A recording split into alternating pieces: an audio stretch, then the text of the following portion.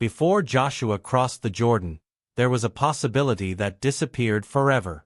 Moses was just steps away from entering the Promised Land. But if that episode in Meribah had ended differently, if Moses had obeyed exactly as God commanded, then it wouldn't just change one man's destiny. It would change the leadership of Israel. It would change Joshua's role. It would change the political distribution of Canaan. And perhaps it would alter how later generations understood the covenant. Because there is something unsettling that few consider. Moses' death outside Canaan wasn't simply a personal punishment. It was a transition point that defined the entire history of Israel. And this is where everything changes. Welcome to Bibleverse, where we explore alternate biblical universes. This is, what if Moses had entered Canaan? The immediate consequence. Moses had spent 40 years guiding the people through the wilderness. He had confronted Egypt, received the law, and witnessed rebellions, judgments, and miracles. However, Deuteronomy makes it clear that he would not cross the Jordan due to the episode at Meribah. He struck the rock instead of speaking to it, and God declared he would not bring the congregation into the Promised Land. But there is an even more unsettling question. What would happen if that mistake had never occurred?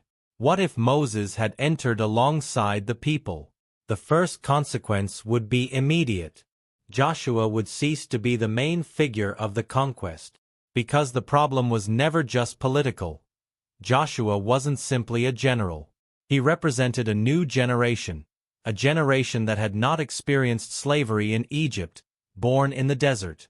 And that completely alters this story. First scenario. Moses continues as the supreme leader within Canaan. The conquest would probably be slower. Moses was 120 years old. His strength was still remarkable, but his role had always been that of a prophet and lawmaker. Joshua, on the other hand, was a military commander. Under Moses' leadership, the campaigns might have relied more on negotiations and alliances. Some Canaanite peoples perhaps would have surrendered voluntarily. Others would have remained as tributary states. And this is where things start to spiral out of control. Because centuries later, the continued presence of pagan peoples would end up provoking idolatry in Israel. The books of Judges describe exactly that problem. So another possibility emerges. Moses' permanence might have reduced the initial wars, but at the same time, it would have left more dangerous internal threats. External enemies are visible. Cultural enemies are much harder to detect. There is another implication. Moses had been the mediator of the law. His authority was absolute, and no one questioned his decisions. That could have delayed the emergence of conflicts between the tribes. The territorial distribution would have been directly supervised by him, and a much more centralized administration would possibly exist. If that happened, then this story changes. The tribes of Ephraim, Judah, and the rest would depend on a national authority for a longer time. Perhaps the chaotic period of the judges would have been less violent. Perhaps, because an interesting contradiction appears. The wilderness generation had depended too much on Moses. God himself allowed the transition to Joshua to teach the people to follow him and not just one man. If Moses lived more years, Israel could become even more dependent on his figure.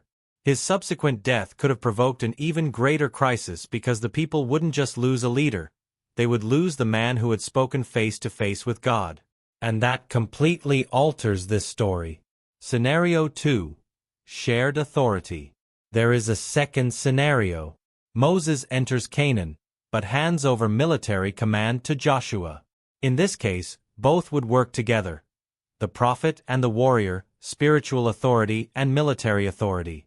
That would have enormous consequences. Joshua would learn directly from Moses during the conquest. Political decisions would be under stronger supervision, and some mistakes found in the book of Joshua could be avoided. For example, the Gibeonites deceived Israel through a covenant made without consulting the Lord. With Moses present, that episode could have been handled differently. But there is an even more unsettling question. If Moses remained alive, would Joshua have developed the same authority? Because the problem was never just winning battles. The problem was preparing the next leader. And here a curious pattern appears. Abraham had to make room for Isaac. David would leave room for Solomon. Elijah would have to make room for Elisha. Even John the Baptist said it was necessary to decrease so that another could increase. Biblical history constantly shows a generational transition. So another possibility emerges.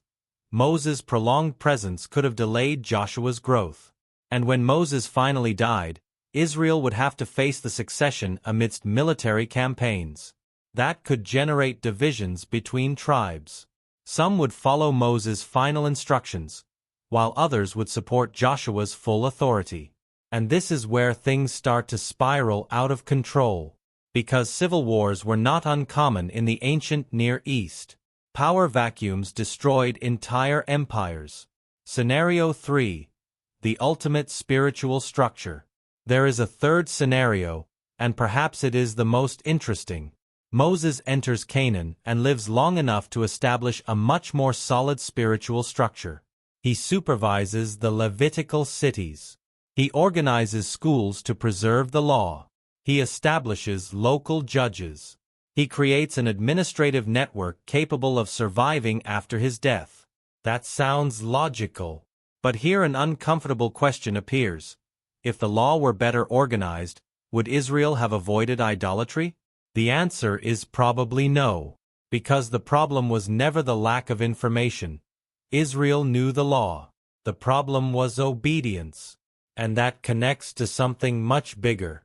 Later prophets, Isaiah, Jeremiah, Ezekiel, did not accuse the people of ignorance. They accused them of rebellion. They all denounced the same thing, the human heart. And then an unsettling revelation appears. Even with Moses alive inside Canaan, future generations could end up straying anyway, because no leader can replace the individual decision to obey. The prophetic shift. But there is something else. Moses' death outside Canaan created a very particular prophetic image. Moses represented the law. Joshua, whose name in Hebrew is Yehoshua, shares the same root as the name of Jesus. The law brought the people to a certain point, but the one who brought them into the inheritance was Joshua. Many Christian scholars have seen a symbolic representation here. The law prepares, but salvation and the final entry belong to something greater. And this is where everything changes. If Moses entered Canaan, that prophetic image would lose its strength, because it would be the law itself completing the mission. And that would alter a theological interpretation that centuries later would be used by Christians. A greater purpose. But there is an even deeper question. Was it really a punishment? Or a decision with a greater purpose? Because Moses did finally appear in the Promised Land. Centuries later, during the transfiguration of Jesus, there he was alongside Elijah, precisely inside the land he could not step foot in during his life. And that completely alters this story. Perhaps Moses' end was never a defeat. Perhaps it was just a delay. Maybe the man who led Israel for 40 years ended up entering Canaan at a much more important moment, not accompanied by a nation, but alongside the Messiah. And here appears one final possibility. Perhaps the story was never about Moses enjoying the land. Perhaps it was always about preparing others. Because the biggest changes in the Bible almost never happen when someone retains power, but when they hand it over. Abraham handed it to Isaac. David handed over the kingdom. John the Baptist handed over his prominence. And Moses handed over an entire nation to the next generation.